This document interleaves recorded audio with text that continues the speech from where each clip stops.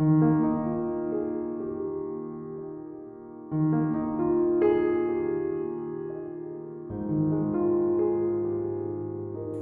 we'll start. I will because now first of all I have to thank Elad for inviting me to conduct this session. We have met a couple of years ago in Sri Lanka at a meditation center in the southern province where he reached us. I think he has a very good experience in Buddhist meditation. I don't know why he summoned me to do this. He could have done it by himself. uh, but I will elaborate to you what the Buddhist approach regarding a chaotic situation is. Now, Buddhism, it's kind of a philosophy.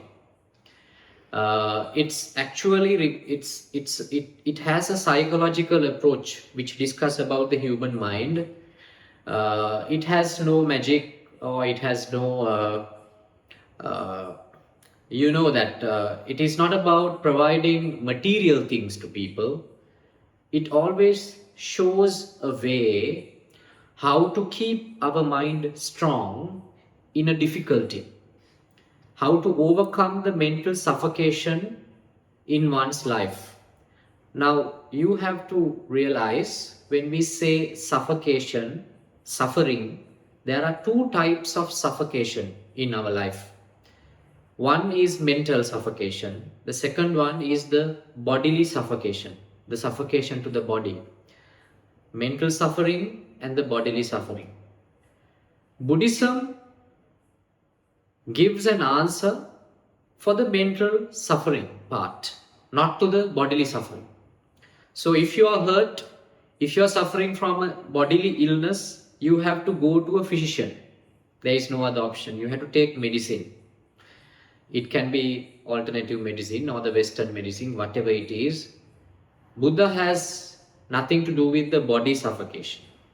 But there is a mental component to every suffocation, the mental part. Buddhism has an answer for that. That is by way of mindfulness. And what is the importance of addressing this mental suffocation? I will tell you. Because our mind can amplify the suffering in our life. Okay? I will give you an example. Now, I know currently your country is under a severe war. So, I am from Sri Lanka. If you have visited Sri Lanka, if you have not, I will tell you it is a small island in Indian Ocean. But about more than 2 decades of my life, there was a civil war in our country. Which started somewhere in 1980s, and it went up to 3 decades and ended somewhere in 2009. There was a terrorist organization who was trying to separate Sri Lanka into two parts and to take the control of the northern part of the country. The similar case as you're facing now. So there was I think you're aware about this, Ella. Yeah, we were there. It was still problematic with the Tamil. Yes. In 2000, when you visited Sri Lanka, there may be travel advisors about the war, probably. So I can remember. Now I was a youngster, and even during my school days, we were facing the war. There was a time this terrorist group, they are very well infamous for having suicide bombers. Suicide bombers. So, and there were bombs exploding everywhere in the country, especially in public transportation, in buses, in trains. In my hometown itself, there was a bomb explosion in a train station which killed more than 100 people. So it was a very severe situation in the country. And when we are traveling in a public bus, we were told to keep our luggage with us all the time. We were not allowed to keep unattended luggage anywhere else because it could be a bomb. So one day when I was traveling in a public bus, I saw a parcel underneath a seat in front of me, like couple of seats before me. So I was so worried. I thought it was a bomb because it was an unattended parcel. So I went about few kilometers. I was so afraid to inform about it as well. I was so afraid. I was young, believe me. So then after few minutes, I called, there was a conductor in the bus. You know, in our buses, there is a person who give you the ticket, a separate person. I told him about the parcel and he went there. He was also scared to touch it. But then he just touched it. It was simply not a parcel. It was a polythene bag. It was just a bag puffed with air. There was nothing in it. But until the time that examination was done, until the time the clarification was done that it was not a bomb, I was so afraid. Why? What was the reason for that? Because my mind created a bomb inside me. It was not actually a bomb, but my mind made it a bomb. Why? From the previous experiences of my life, the previous information which I have gathered in my mind.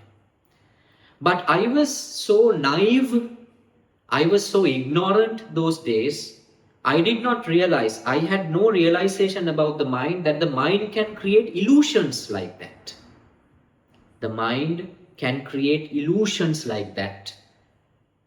So until the time the conductor examined the parcel, I was in a belief, a firm belief that I am going to die and that is a bomb.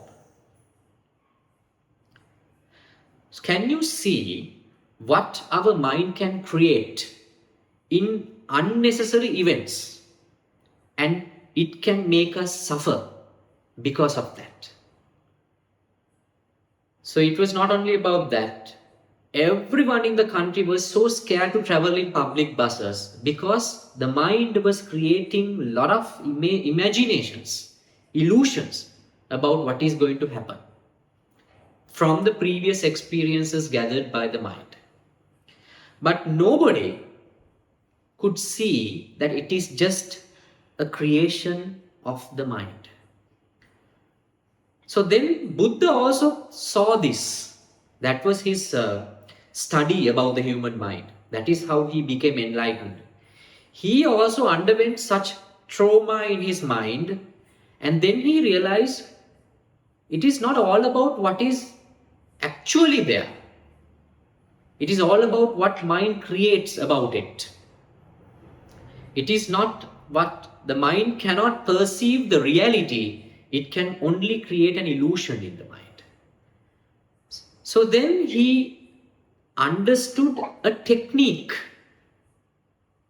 He realized a technique to overcome this imagination process.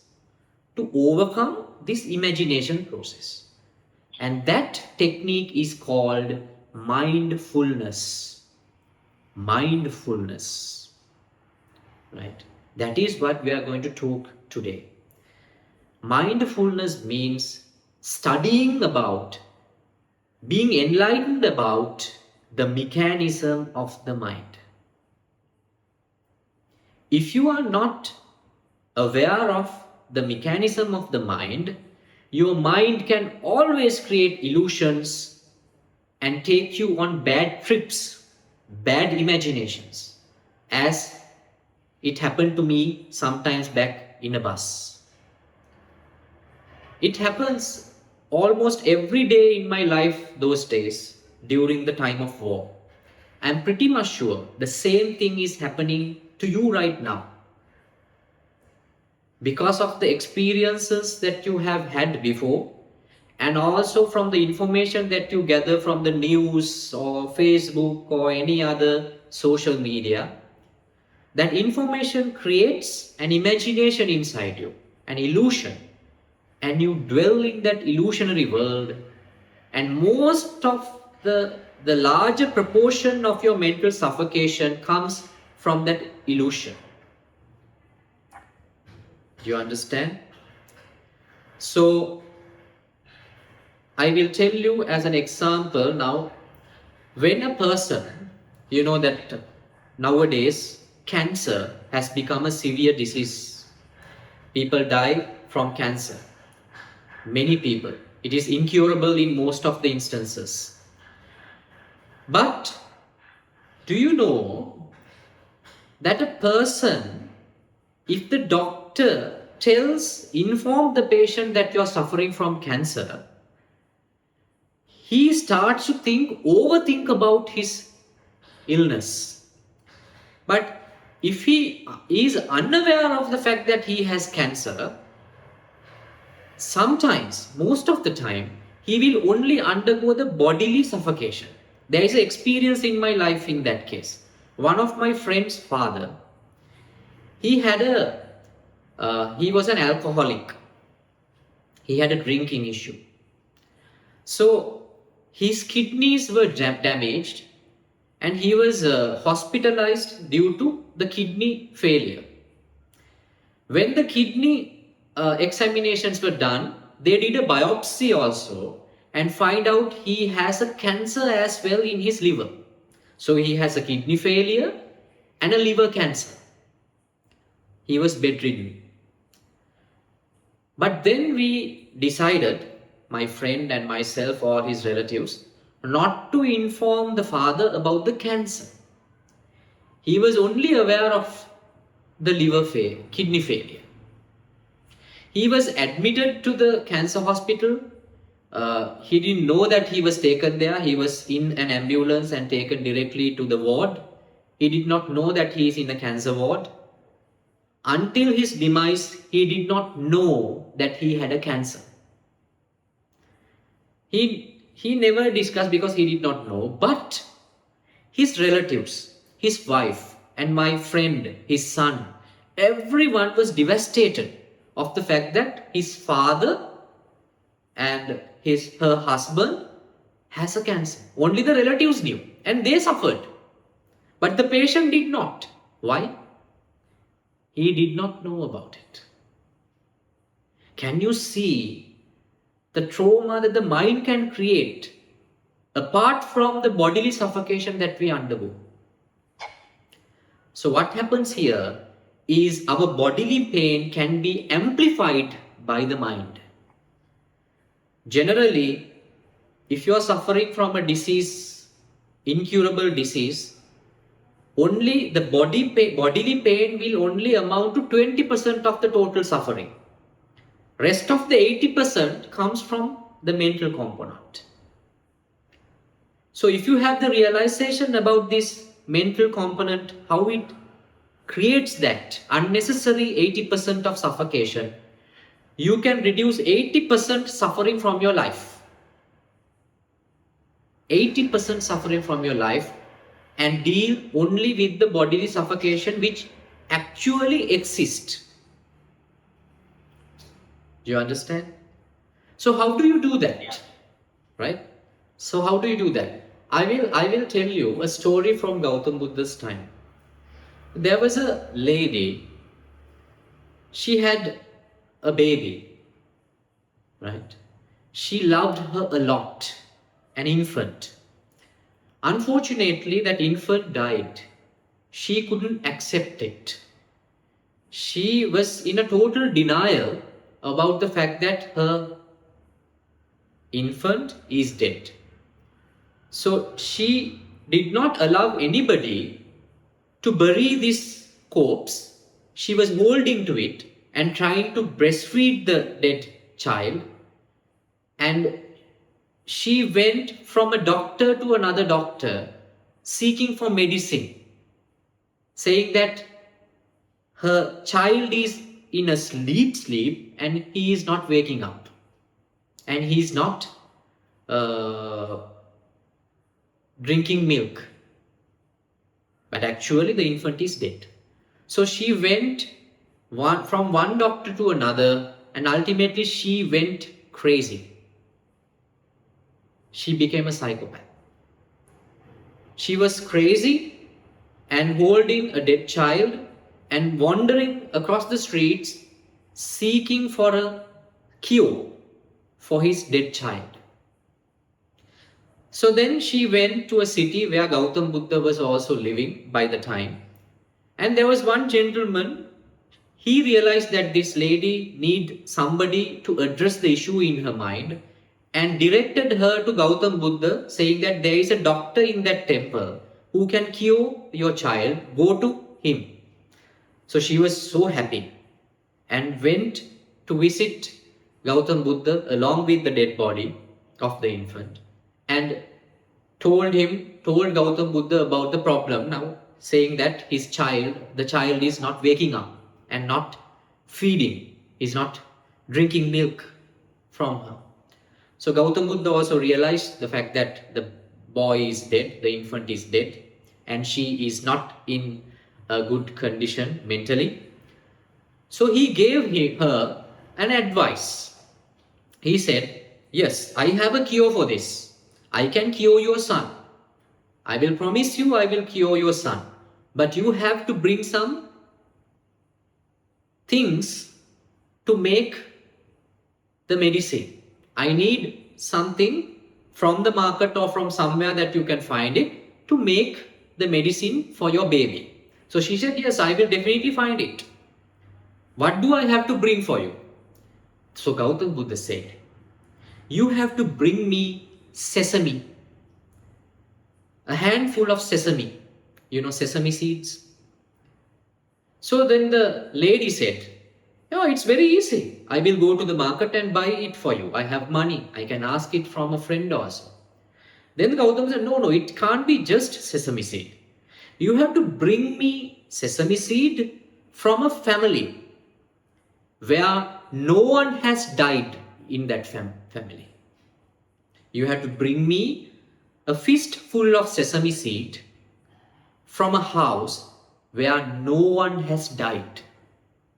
So she said, she thought it would be very easy.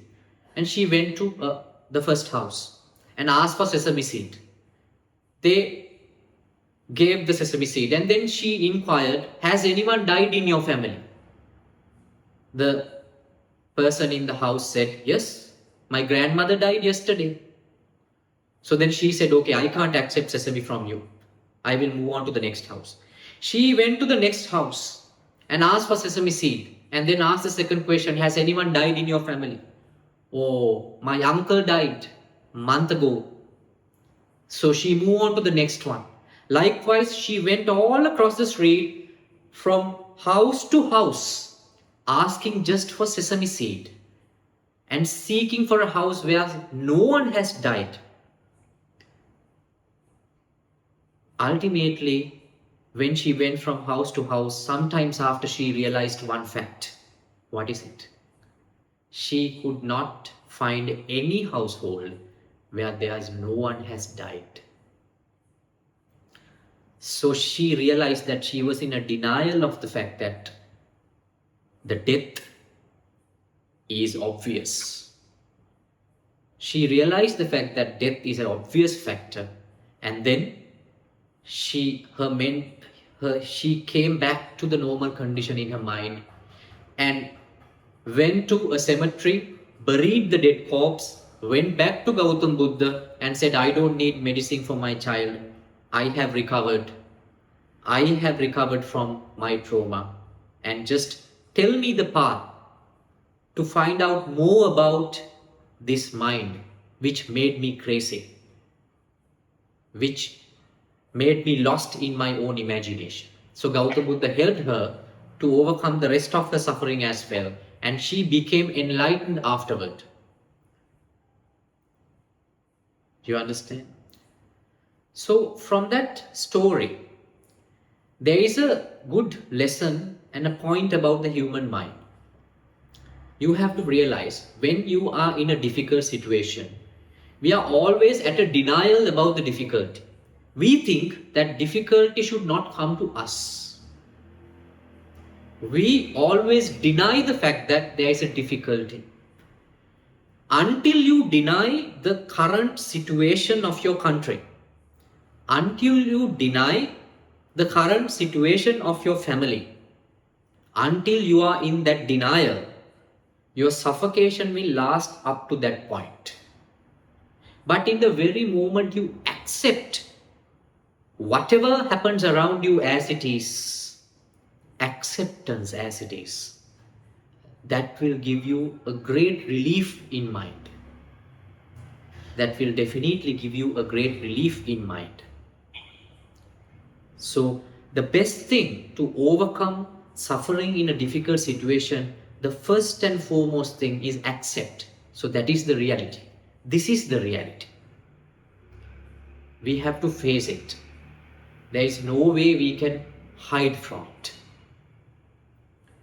The difficulty is real and we accept it. But our mind is not ready.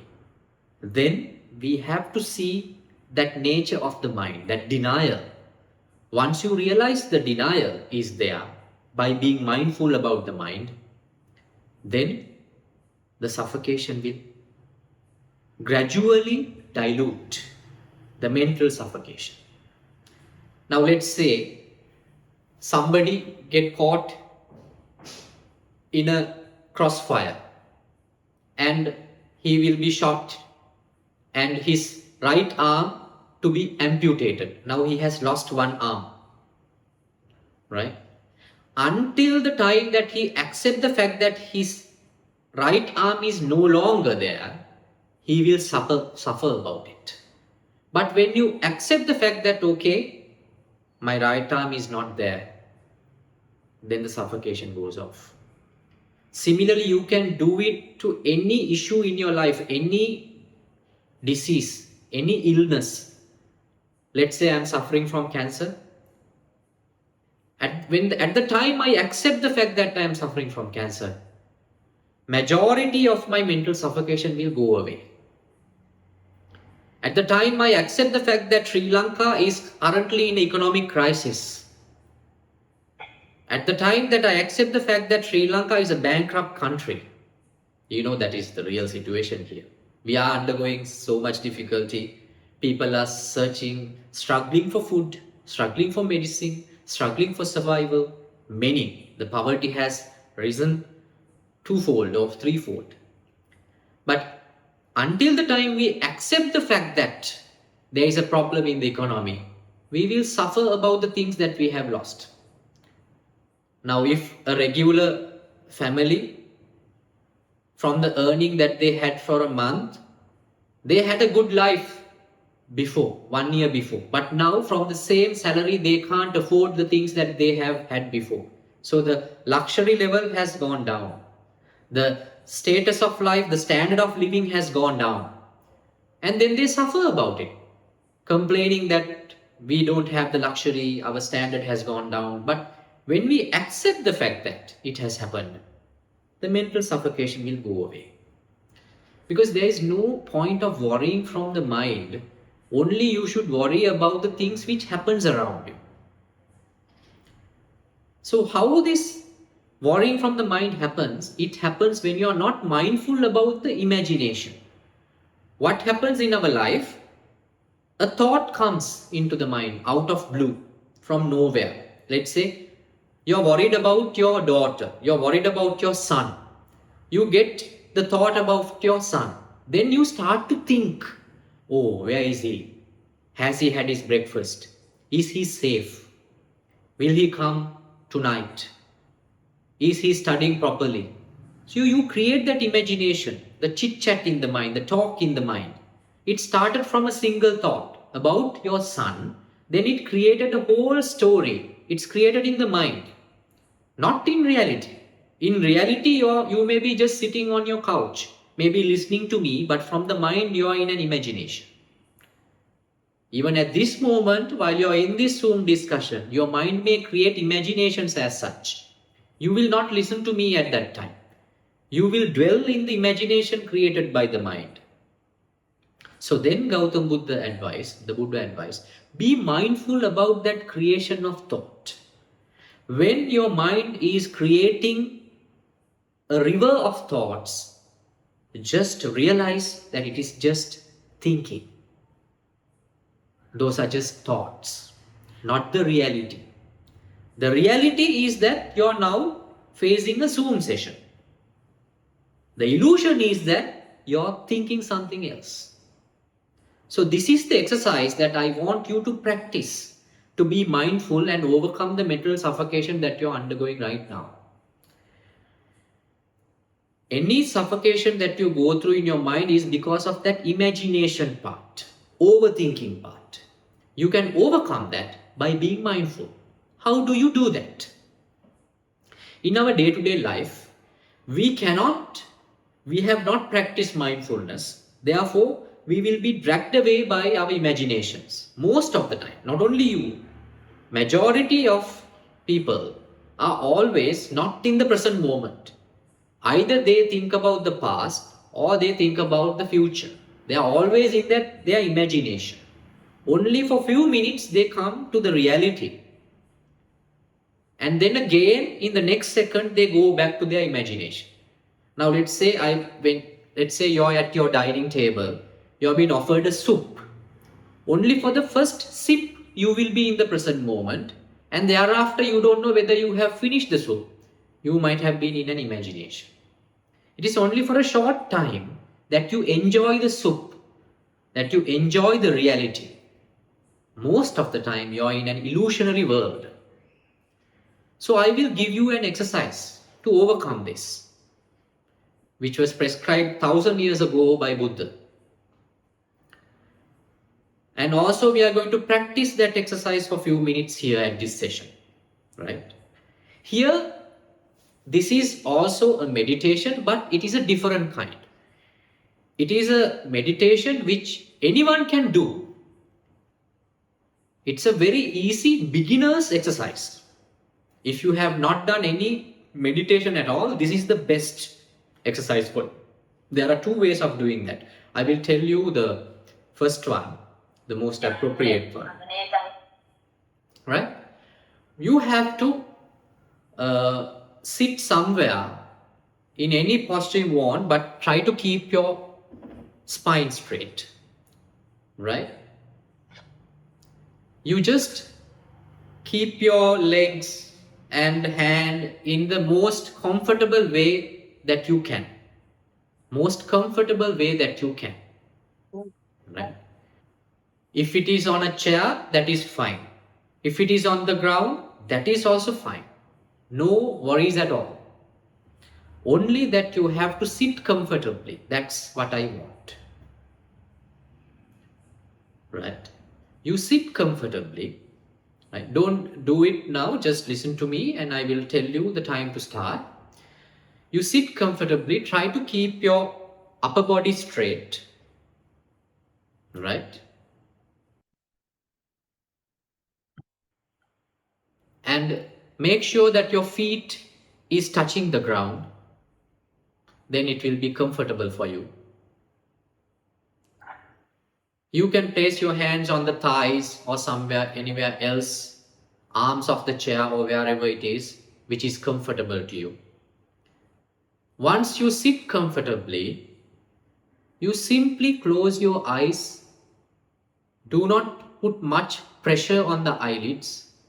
Just relaxedly close your eyes and do nothing at all. Don't do anything at all. Just close your eyes and stay. Then your mind will start to generate a thought. The first thought will appear once you close the eye. When the thought appears, you recognize it as just a thought. This is just a thought. A thought. If you are mindful, that is, if you are mindful about the generation of the thought, and if you can recognize it is a thought, your mind will not create any imagination thereafter. Your mind will not create any imagination thereafter. But it won't last for very long. Another thought will arise. Another thought will arise. You recognize it as a thought. If you recognize it, the mind will not create any imagination, any dream thereafter. But what happens if you are unable to recognize a thought at the very first instance? If you are unable to recognize the thought in the very first instance, that is also fine, no problem at all. But something will happen. That is, your mind will create an imagination for some time. If you do not recognize it at the time it came up, your mind will just create an imagination for maybe few seconds or few minutes, no worries at all. You realize the imagination part also as just a thought. In any moment the mindfulness comes, you will realize it as just a thought. In the very moment you recognize it as a thought, the imagination will stop. Your mind cannot create illusion thereafter.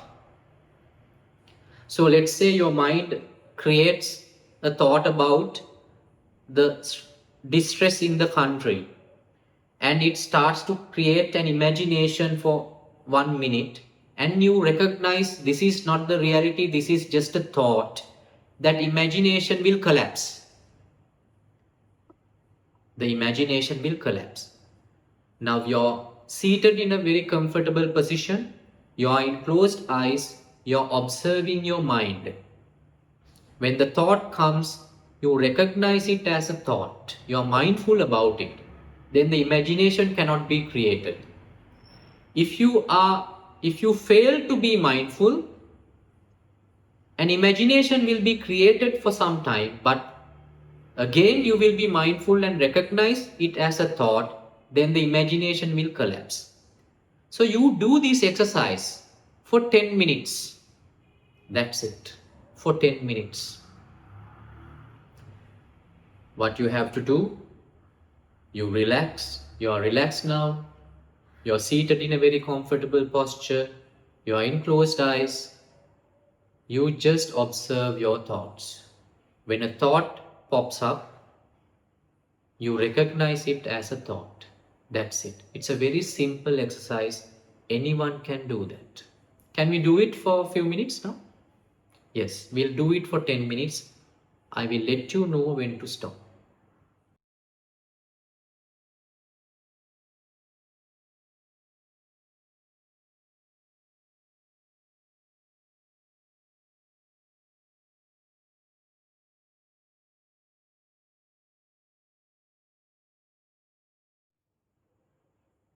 Right. Slowly open your eyes. Slowly open your eyes.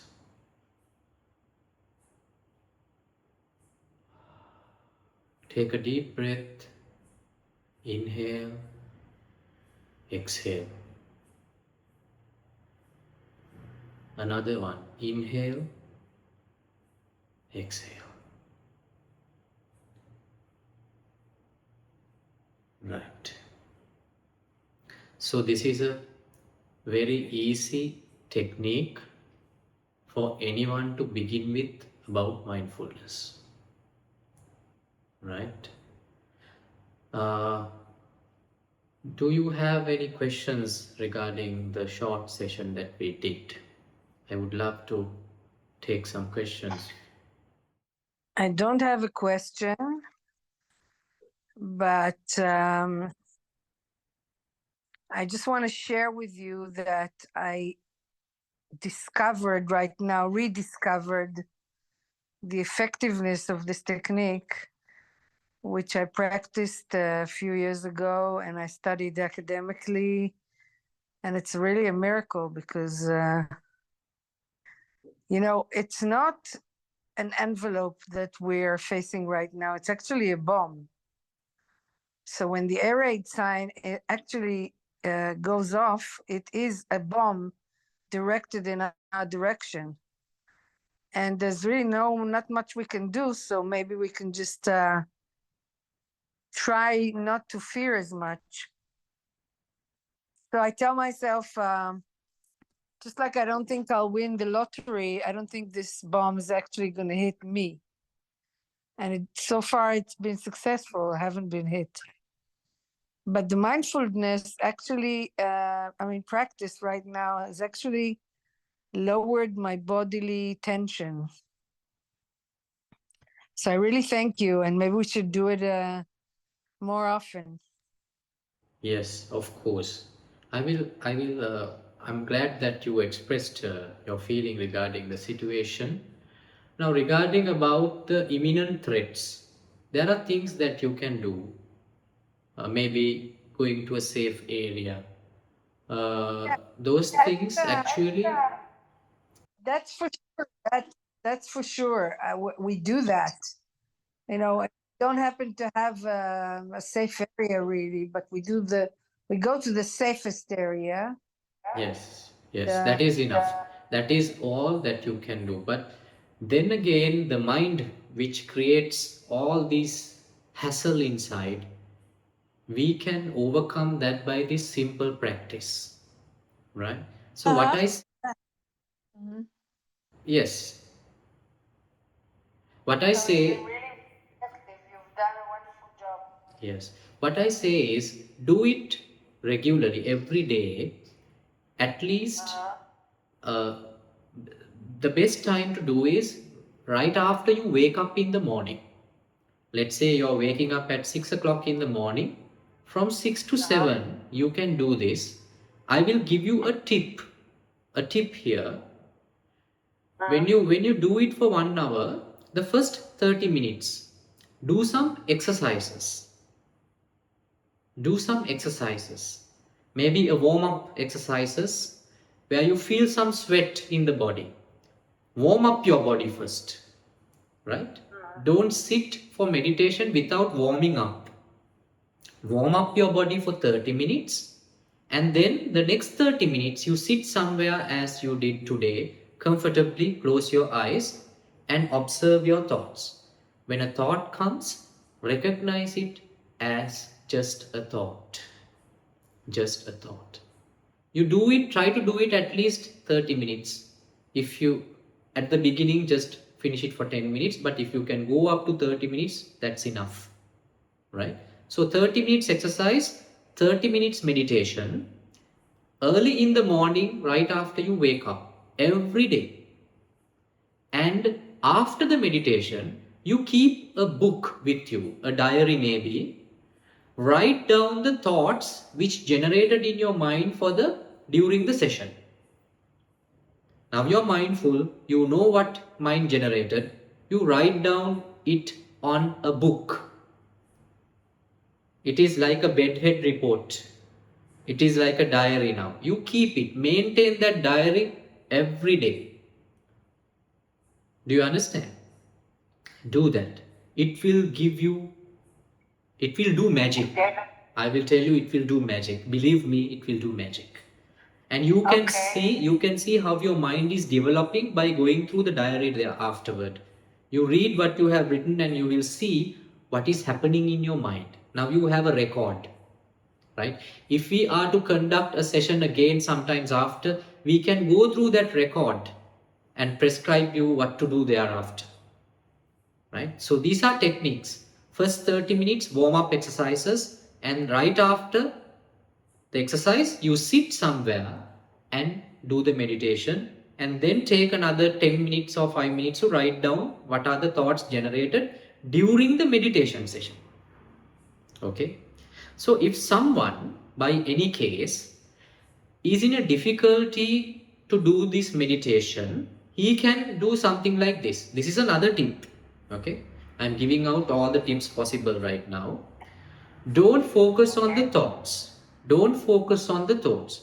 Do the exercise for 30 minutes, and rest of the 30 minutes, what you have to do is this.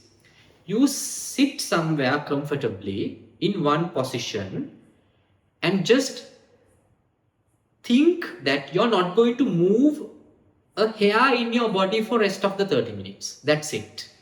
You're not focusing on the thoughts. You don't move a finger, at least a finger. That is the exercise that you do as the meditation. If you are in a difficulty to do what I prescribed right now before, what you have to do is you can tell it to anyone, right? Any youngster who is not comfortable in meditation, relaxed mind, who has a lot of chit chat, a monkey mind, can do this. You just sit comfortably, close your eyes, don't move any part of your body for the rest of the 30 minutes. Your mind will say, okay, just move your finger, you don't do that. Just scratch your hair, you don't do that. Just scratch your nose, you don't do that. You just stand still, sit still with closed eye. That is another best way of being mindful for a beginner. If you do that for some time, then gradually you can start observing your thoughts thereafter. So these are techniques that are applied in mindfulness meditation. So there are different other activities also, but in your case, these two are the best which you can start with. And it is advised always to do it at earliest possible in the day, early morning. But let's say unfortunately you lose that, you won't be able to do it in the morning. Do it at any time of the day possible which is comfortable to you, but keep it as a practice of doing it right after you wake up in the morning. Then it will align your day, whole day. You will see that the rest of the day will just flow smoothly. You will experience that. I will assure you about it. Okay, thank you very much. You're welcome. Any questions, Ronnie? Do you have any questions regarding this? We can clarify, and if there are any issues, I can explain to you. We are not worried about the thought which is generated. We just want to recognize it. Okay, that's it. Okay, it can be a good thought, a bad thought. That's it. You have to unmute your mic, the microphone. Yes, I know. I don't have any questions. Thank you. Thank you so very much. It was so nice. Yes. So I would like to tell it to you as well. Do it as a regular practice as much as possible, right? Do some exercise 30 minutes. Next week, tell you how it felt. Yes, tell your friends also. You can now tell your friends also. Okay, we'll invite more people for that. Sure. So Elad will probably set a better time with you, which is earlier for you and as early in the morning for us. Let's say, I don't know, next week, one day, and we'll invite more people and we'll start using this practice. It's going to be, let's do it. Okay, it's really helpful. Even after this session, you do it for some time because now you're freshen up. Just do it for another 15 minutes at least. Okay. Okay. So Ella, do we have any more questions? I'll do it tomorrow morning. Tomorrow morning. Yeah, okay, you're in a rush, huh?